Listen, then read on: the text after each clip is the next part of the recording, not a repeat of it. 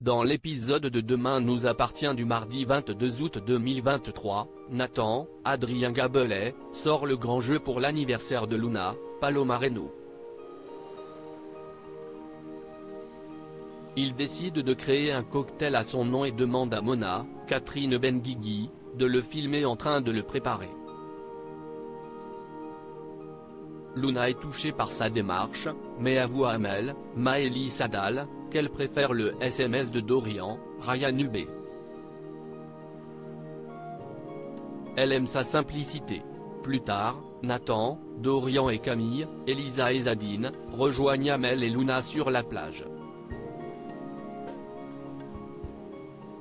Au moment d'offrir les cadeaux, Camille est surprise de voir que Dorian a acheté une robe très chère à Luna. Il ne lui a pas offert le t-shirt qu'ils avaient trouvé ensemble. Blessée, Camille profite d'être seule avec Dorian pour le confronter. Elle accuse son petit ami d'avoir un faible pour Luna, ce qu'il nie fermement. De son côté, Nathan offre un joli pendentif à Luna. Il a toutefois l'impression que son cadeau n'est pas à la hauteur, et confie plus tard à Charlie, Clémence Lassala, qu'il a décidé de tirer un trait sur son histoire avec Luna. Cette dernière a l'air plus intéressée par Dorian que par lui. Violette Alice, Salomé Benita, est invitée à déjeuner chez Damien, Adrien Robe, pour faire la connaissance d'Audrey, Charlotte Gaccio, et de sa petite troupe. Tout se passe très bien, mais l'adolescente a le moral dans les chaussettes. Lorsque Jack, Dimitri Fouque, propose à tout le monde d'aller à la plage après le repas, elle préfère demander à Damien de la ramener chez elle pour se reposer.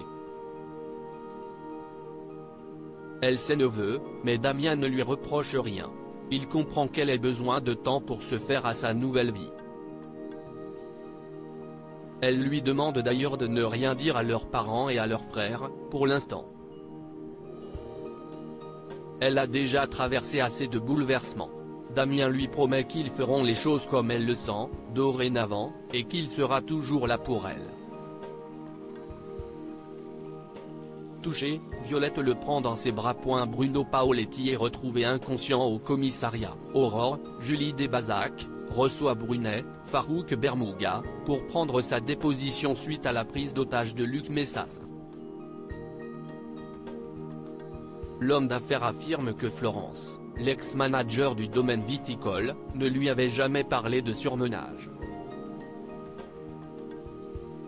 De plus, elle avait passé une visite médicale un mois avant sa crise cardiaque et tout allait bien. Plus tard, Aurore passe à l'hôpital pour interroger Messas. L'homme est catégorique, Brunet a surmené sa femme, ce qui le rend responsable de sa crise cardiaque.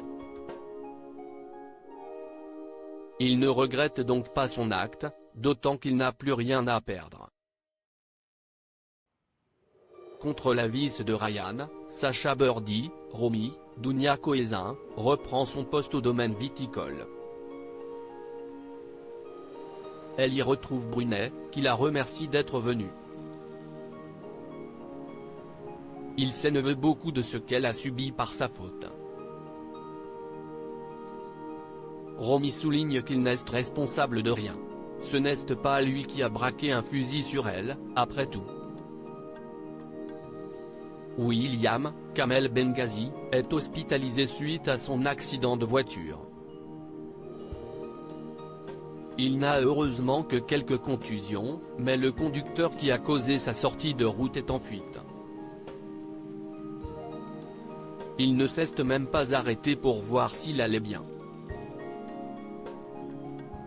Grâce aux caméras de vidéosurveillance, Nordine, Youssef Agal, découvre que la camionnette grise impliquée dans l'accident est celle de Gilles, Laurent Gamelon.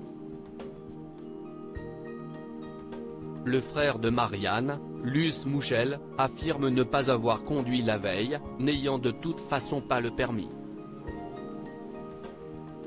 Il explique avoir prêté sa camionnette à Bruno Paoletti, qui ne se sentait pas très bien, Kevin Levy, sur le chantier. Gilles tente de le joindre par téléphone, mais tombe sur sa messagerie.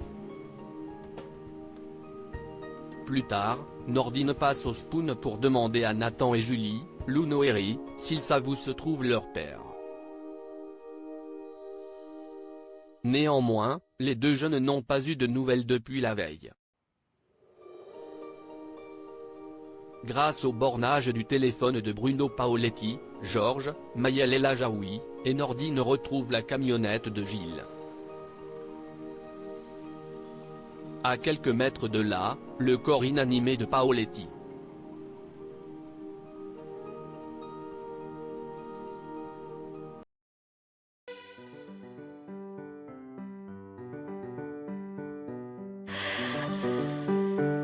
The man I love just had a heart